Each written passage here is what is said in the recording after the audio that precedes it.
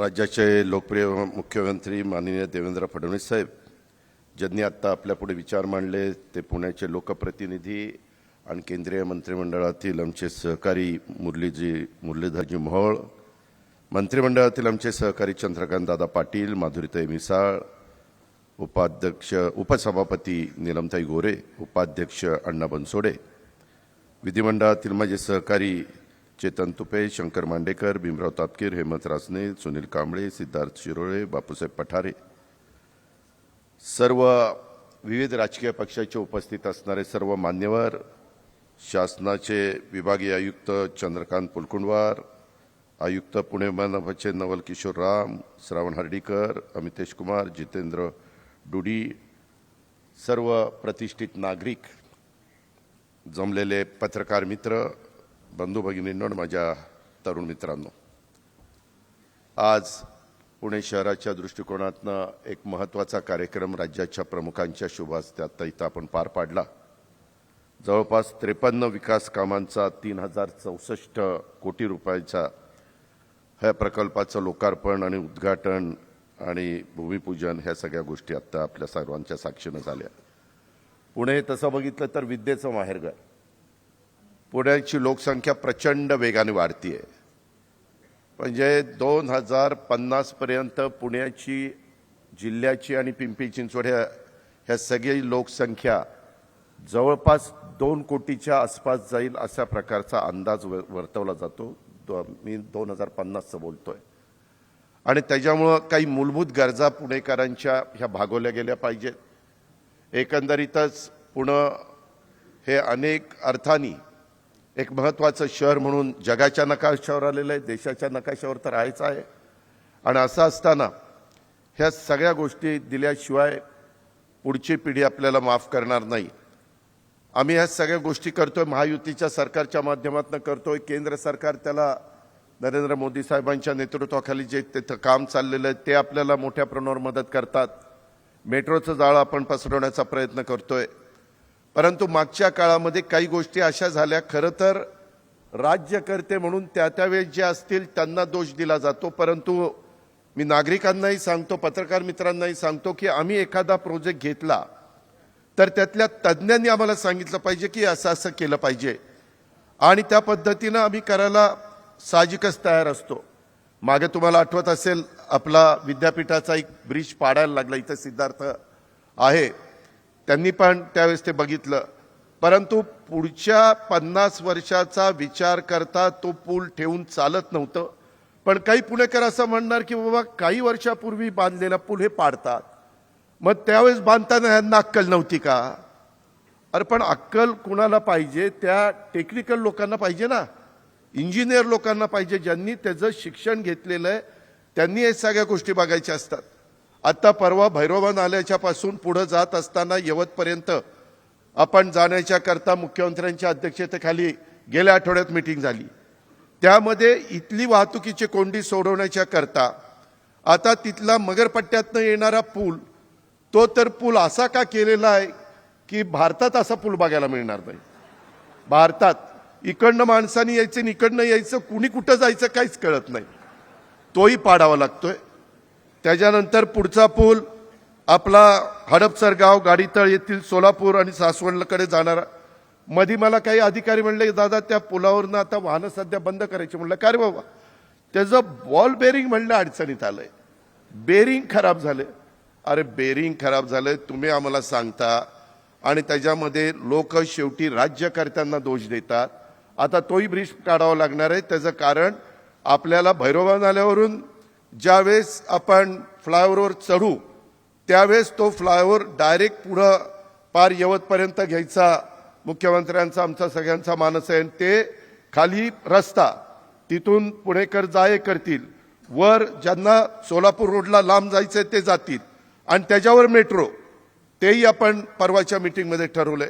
तीच गोष्ट आपण तो सोलापूर रोडचा मॉल आहे की नाही, मॉलवरून पण निघालं असताना तशाच पद्धतीनं ते ठरवलेलं आहे. परवा आम्ही मुख्यमंत्री साहेब आम्ही सगळे होतो. गडकरी साहेबांचा एक कार्यक्रम आमच्या राम शिंदे साहेबांनी, नीलमताईंनी घेतलेला होता विधान परिषदेमध्ये. त्यांना प्रमुख पाहुणे म्हणून बोलवलं होतं.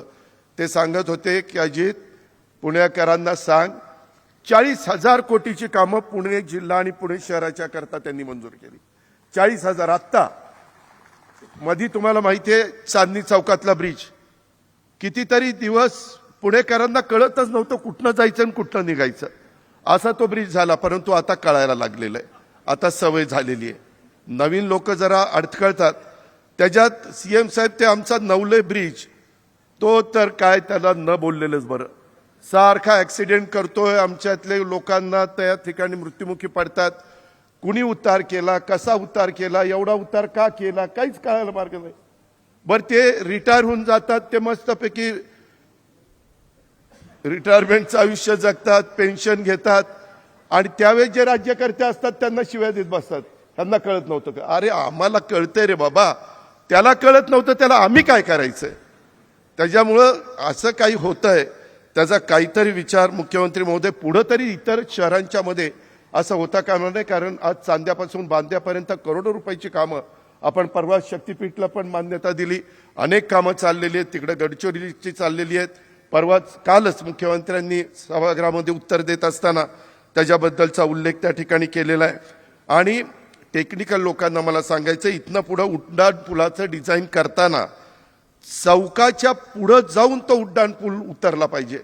काय काय करतात, चौकातच उतरला पाहिजे, म्हणजे उड्डाण करून येणारा आणि त्या चौकात अशी का खिचडी करून टाकतात की न बोललेलं बरं. अशी वाहतुकीची कोंडी होती. आणि त्याच्यामुळे आता नवी टेक्नॉलॉजी आलेली, एआयचा वापर केला जातोय.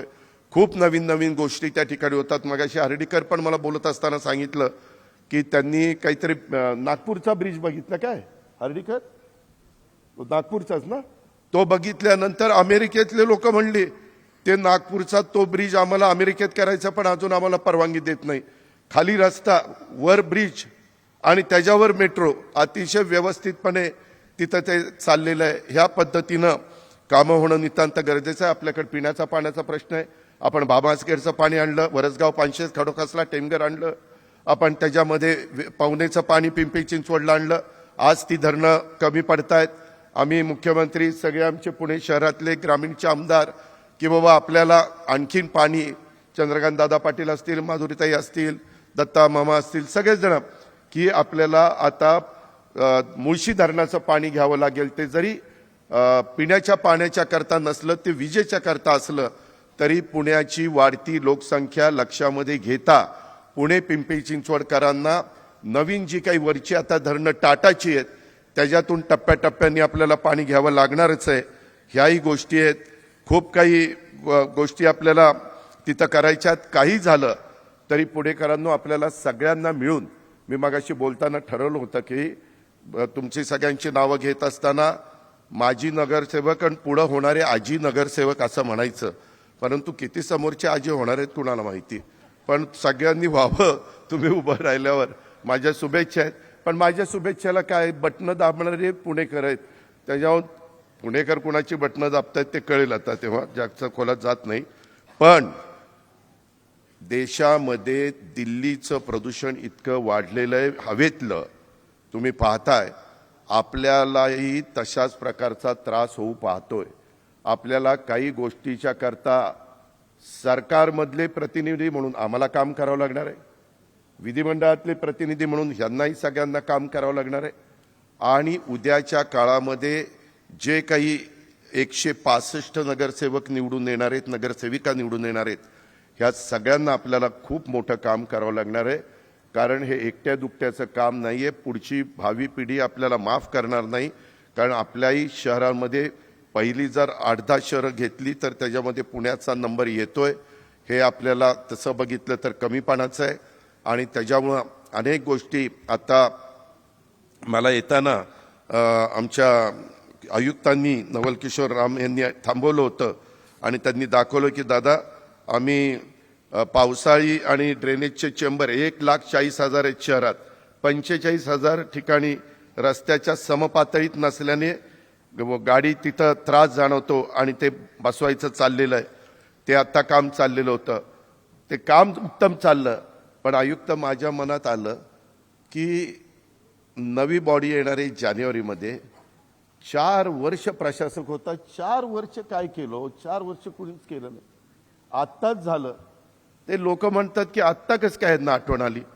आता आमचे 165 लोक येतील, ह्याच्यातनं पण खूप काम होणार आहे. आपल्याला उद्यानं असतील, क्रीडांगणं असतील, बाकीच्या सगळ्या गोष्टी असतील. आपल्या इथं आपल्या पुण्यातला मोठा एक ऐतिहासिक वारसा स्वराज्य जननी जिजाऊ माँसाहेबांनी बाल शिवाजी शुभांच्या हातात जो नांगर दिला, तो नांगर फिरून पुण्यनगरीची स्थापना झाली असं इतिहासामध्ये नोंद आहे. आणि हा ऐतिहासिक वारसा असणाऱ्या पुणे शहरात पुढच्याच महिन्यात म्हणजे 19 जानेवारी, 20 जानेवारी, 21 जानेवारी, 19 ते 25 जानेवारीला आंतरराष्ट्रीय स्तरावरची पुणे ग्रँड टूर 2026 स्पर्धा होतीये. आपल्या पुणेकरांच्याच नव्हे तर संपूर्ण देशाच्या दृष्टीने ही अतिशय अभिमानाची अशा प्रकारची बाब आहे. आमचा प्रयत्न आहे देशाचे लोकप्रिय पंतप्रधान मोदी साहेबांना त्याच्या उद्घाटनाच्या करता त्या ठिकाणी बोलवायचं आहे. ही पुणे जिल्ह्यातनं 200हून अधिक गावातून ही सायकलिंग रूट जातोय. ही केवळ क्रीडा स्पर्धा नाहीये, तर ह्याच्यातून पुण्याचं निसर्ग सौंदर्य, पुण्याची संस्कृती, पुण्याची जीवनशैली ही देशात विदेशात पोहोचवण्याच्या करता एक महत्त्वपूर्ण माध्यम ठरणार आहे. आणि याच्यामुळं तुमच्या माझ्या पुणे शहर आणि आजूबाजूच्या सगळ्या परिसराला पर्यटनाला एक चालना मिळणार आहे. पायाभूत सुविधांचा पण विकास होणार आहे. करोडो रुपयाची कामं PCMC, PMC, PWD असे सगळे मिळून करतायत. मुख्यमंत्र्यांनी पण त्याला सर्वतोपरी सहकार्य केलेलं आहे. आपल्या महाराष्ट्राला $1 ट्रिलियन अर्थव्यवस्थेच्या दिशेने नेण्याचा राज्य सरकारचा संकल्प आहे आणि पुणे ग्रँड टूर त्या दिशेने टाकलेलं एक महत्त्वाचं आणि दमदार असा टप्पा आहे. आंतरराष्ट्रीय सायकल स्पर्धेमुळं राज्याच्या अर्थव्यवस्थेला फार मोठा हातभार लागणार आहे. गेटवे टू डेक्कन या संकल्पनेअंतर्गत पुणे शहर जिल्ह्याचं संपूर्ण महाराष्ट्र जागतिक क्रीडा पर्यटनाच्या नकाशावर ह्या सगळ्या गोष्टी येणार आहे.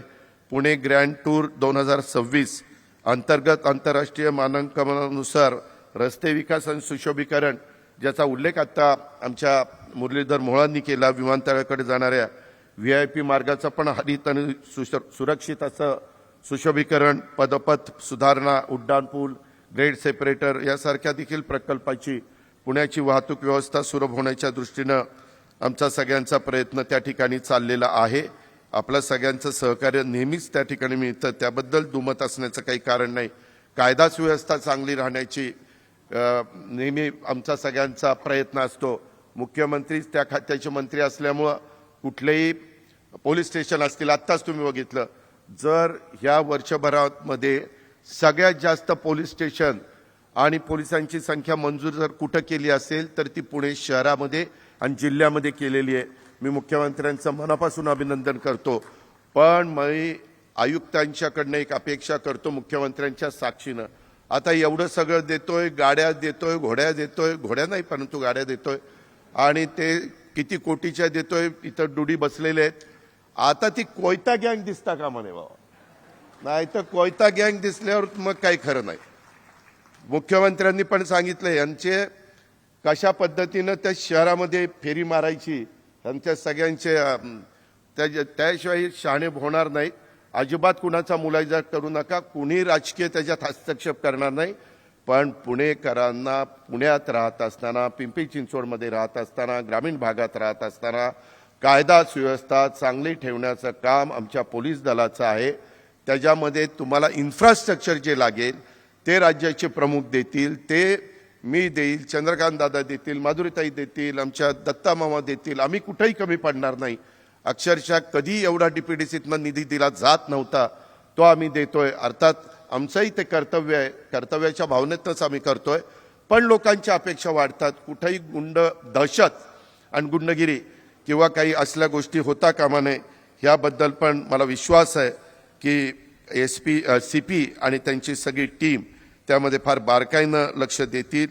ह्याबद्दलचा विश्वास त्या ठिकाणी व्यक्त करतो. आज पुण्यात काम करत असताना PMRDA, PWD, PCMC, PMC अशा अनेक एजन्सीज इथं काम करत असतात. त्यांच्या सगळ्यांचंच कसं समन्वय साधता येईल अशा प्रकारचा प्रयत्न राज्याच्या प्रमुखांचा पण असतो, आमचा सगळ्यांचा देखील असतो.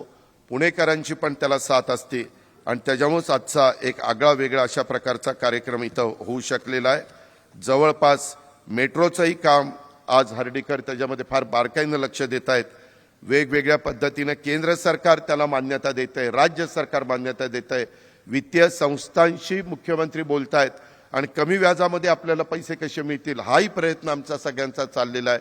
आणि त्याच्यातून माझ्या माहितीप्रमाणे आता 2.25 लाख नागरिक पुण्यातले मेट्रोनी प्रवास करतायत. तरी अजून सगळीकडे मेट्रो आपली पोहोचलेली नाहीये, पण पुढच्या काही टप्प्यामध्ये आमचा सगळ्यांचा प्रयत्न आहे पुणे, पिंपरी चिंचवड, पुण्याचा ग्रामीण भाग इथं 200 किलोमीटरपर्यंत मेट्रो गेली पाहिजे अशा प्रकारचा प्रयत्न महायुतीच्या सरकारचा आहे आणि त्याला कुठल्याही प्रकारे निधीची पण कमतरता पडू द्यायची नाही अशा प्रकारचा निश्चय आम्ही तिघांनी मिळून केलेला आहे आणि त्याच्यात प्रमुखांचं पण फार बारकाईनं लक्ष आहे.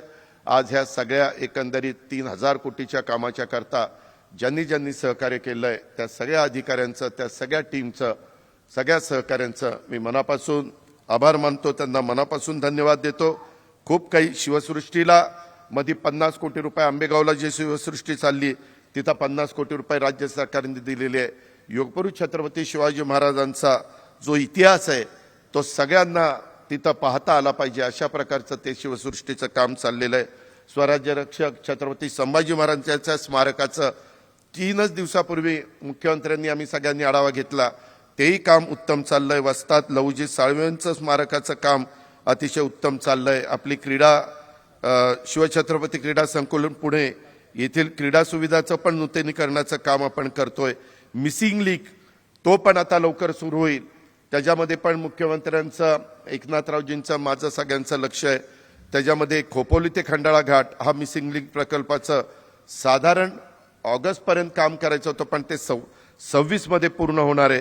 त्याच्यामुळं वेळेची बचत होईल, इंधनाची बचत होईल आणि ज्या ज्या गोष्टी पुणेकरांच्या करता, पिंपरी चिंचवडकरांच्या करता, महाराष्ट्रातल्या जनतेकरता किंवा इथं येणाऱ्या बाहेरच्या लोकांच्या करता करण्याची गरज आहे त्या करण्याच्या करता राज्याचे प्रमुख देवेंद्रजी फडणवीस आणि आम्ही सगळेजण कुठं कमी पडणार नाही ह्या प्रकारचा शब्द महायुतीच्या वतीनं मी आपल्या सगळ्यांना देतो.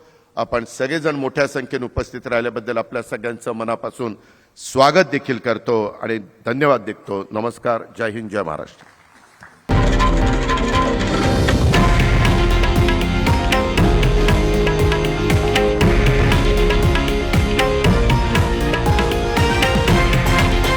हे आहे देशातील नंबर 1 न्यूज नेटवर्क आणि आपण पाहत आहात TV9 मराठी, एकमेव.